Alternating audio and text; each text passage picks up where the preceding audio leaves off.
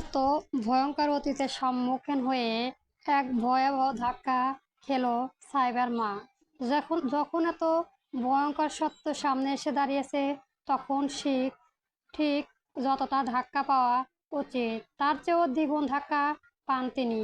নিজের মেয়ের এত কুৎসিত অতীত যে ছিল তা তিনি কখনোই কল্পনাও করেননি।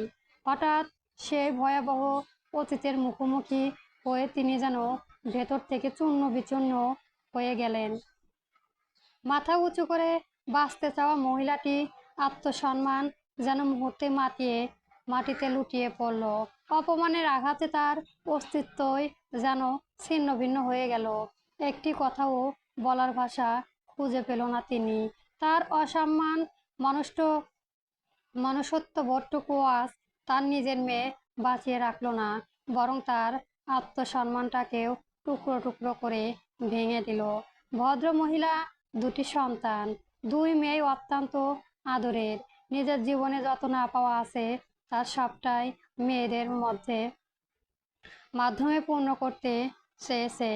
মেয়েদের প্রতি তিনি অত্যন্ত দুর্বল, তাই তো ভালোবাসা, আদর আর স্বাধীনতা তিনি উজাড় করে দিয়েছেন তাদের জন্য। কখনো কঠোর শাসনে বাঁধেননি, বরং নিজের মতো করে বাঁচা, নিজের সিদ্ধান্ত নেওয়ার পূর্ণ স্বাধীনতা দিয়েছিলেন। কিন্তু আজ মনে হচ্ছে সেই স্বাধীনতা বুঝি তার জীবনের সবচেয়ে বড় ভুল ছিল। নইলে নিজের বোনের একমাত্র ছেলের সঙ্গে বিয়ের পরও তার মেয়ে এত ভয়ঙ্কর কাজ কিভাবে করতে পারে, এর কোনো উত্তর তার জানা নেই। লজ্জায় তিনি আর একবারও মেয়ের চোখের দিকে তাকানোর সাহস পেলে না। বুকের ভেতরটা হাহাকার করে উঠল। যাকে সাইবান জন্মের পর একেবারেও নিজের সন্তান বলে স্বীকার করেনি, যাকে বুকে তুলে নেয়নি, মুখে এক ফোঁটা দুধও খাওয়ায়নি, সেই মেয়ে আজ নিজের মায়ের অধিকার চাইতে এসে দাঁড়িয়েছে। এমন দৃশ্য তার কল্পনাও ছিল না। তিনি তো একদিন ভেবেছিলেন ডিভোর্সের জন্য দায়ী ছিল মাপতিম। সাইবা তাকে বলেছিল মাপতিম নাকি তাকে কখনো মেনে নিতে পারেননি, ভালোবাসেনি, ফিরেও তাকায়নি। বাধ্য হয়ে নাকি সে ডিভোর্স দিয়েছে। আদরের মেয়ের কথায় বিশ্বাস করে তিনি আর কিছুই যাচাই করেননি। মেয়ে যা বলেছে তাই সত্য ধরে নিয়েছিলেন। একটি দীর্ঘশ্বাস ফেলে তিনি ধীরে কণ্ঠে উঠে দাঁড়ালেন, আর একবারও কারো দিকে না তাকিয়ে গায়ে থাকা কাপড়ে প্রয়োজনীয় জিনিসপত্র ছাড়াই বাইরে বেরিয়ে গেলেন। নুসাইবা বারবার ডাকলেও তিনি একবারের জন্য পেছনে ফিরে তাকালেন না। নুসাইবা অসহায় দৃষ্টিতে মায়ের চলে যাওয়া দেখলো, তারপর ধীরে ধীরে নিজের ঘরের দিকে চলে গেল। আর সাইবা ক্রোধে ফুঁসতে ফুঁসতে লিভিং রুমে দাঁড়িয়ে রইল। মনে মনে বিড়বিড় করে বলল, আমার মায়ের সামনে আমার এত বড় অপমান, এটা আমি কোনোদিনও সহ্য করব না মাপতিম। আগে শুধু তোমাকে একটু আঘাত করার ইচ্ছে ছিল, কিন্তু এখন আর তা নয়। এবার তোমাকে এমন আঘাত করব যার যন্ত্রণা সারা জীবনে বয়ে বেড়াবে। আমি শুধু একবার পরীকে দেখতে এসেছিলাম, কিন্তু তোমার এই সুখ আমার সহ্য হলো না।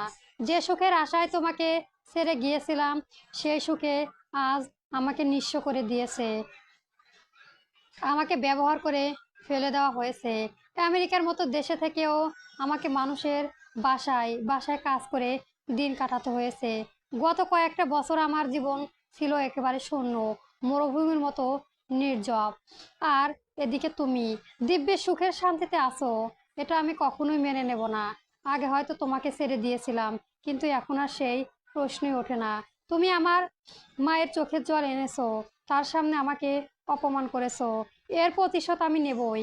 আমি তোমার মেয়ে পরীকে কেড়ে নেব মাপতিম। তোমার সুখ, তোমার শান্তি সবকিছুই ধ্বংস করে দেব। সেই দিনই সকাল সকাল বাড়িতে আসা অনাকাঙ্ক্ষিত মানুষগুলো সবাই বিদায় নিয়েছিল, তবে যাওয়ার আগে শেষবারের মতো হুমকি দিতে একটুও কাঁপান্ন করেননি দুই বোন, বিশেষ করে সাইবা। বিদায়ের আগে মাপতিমকে উদ্দেশ্য করে বলে গিয়েছে, এরপর দেখা হবে আদালতে, আইন লড়াইয়ে সবকিছু নিষ্পৃত হবে, অপেক্ষা করো। কথাগুলো শুনে নাইয়াবের বুকের ভেতরটা কেঁপে উঠেছিল।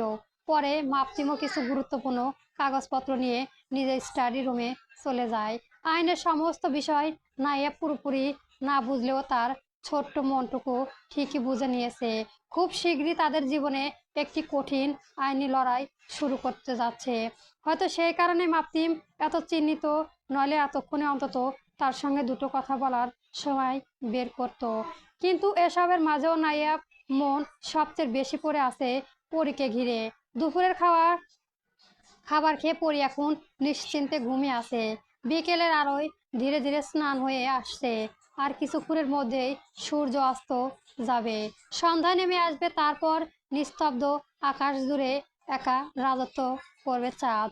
জানালার পাশে দাঁড়িয়ে অস্তগামী সূর্যের দিকে তাকিয়ে নাইয়াপ এক মনে ভাবতে থাকে।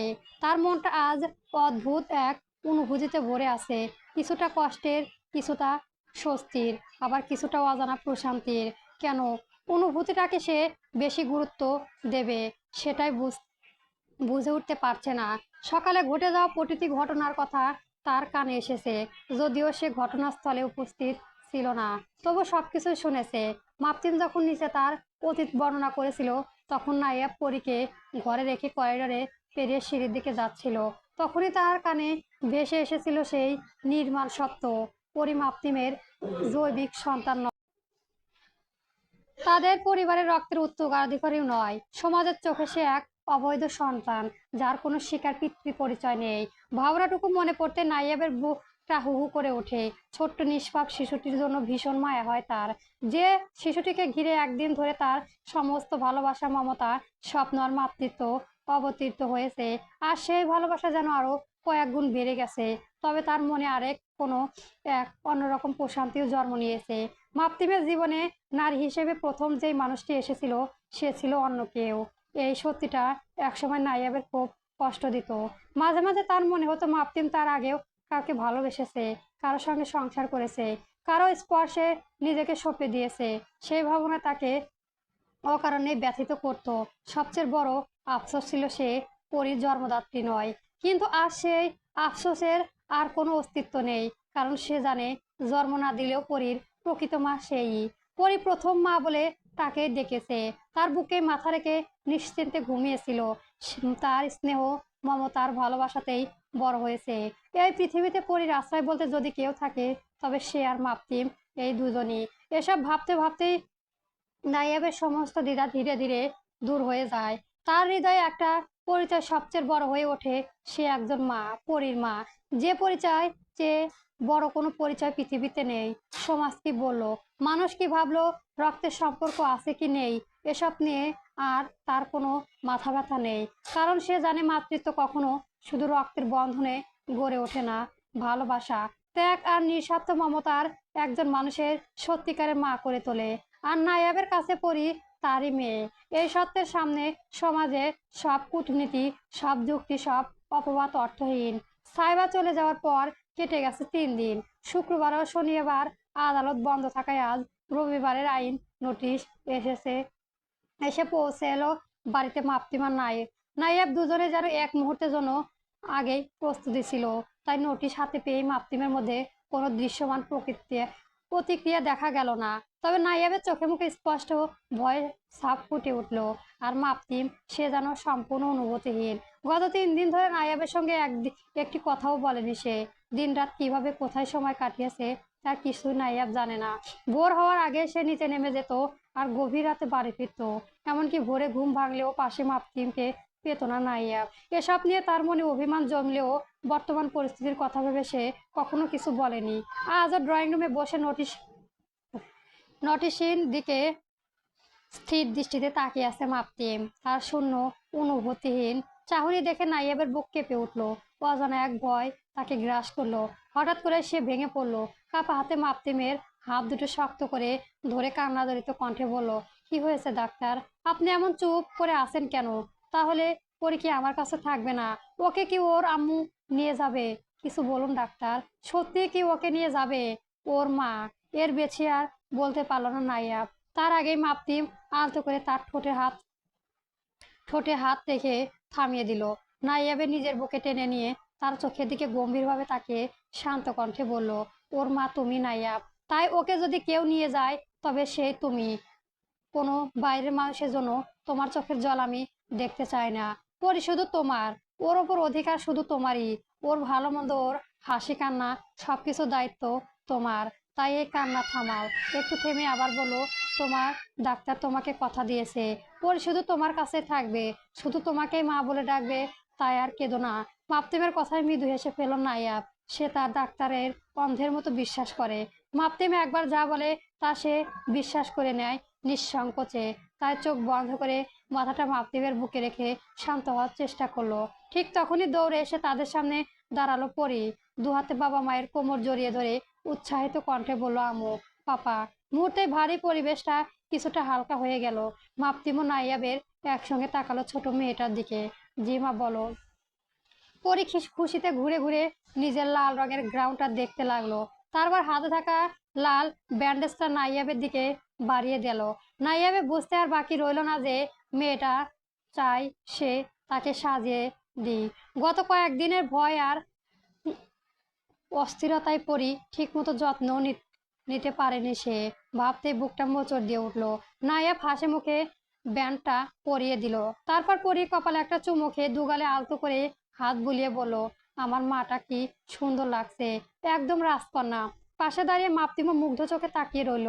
এই ছোট্ট মেয়েটার দিকে তাকাতে তার বুকে সব কষ্ট, সব যন্ত্রণা ধীরে ধীরে মিলিয়ে যায়।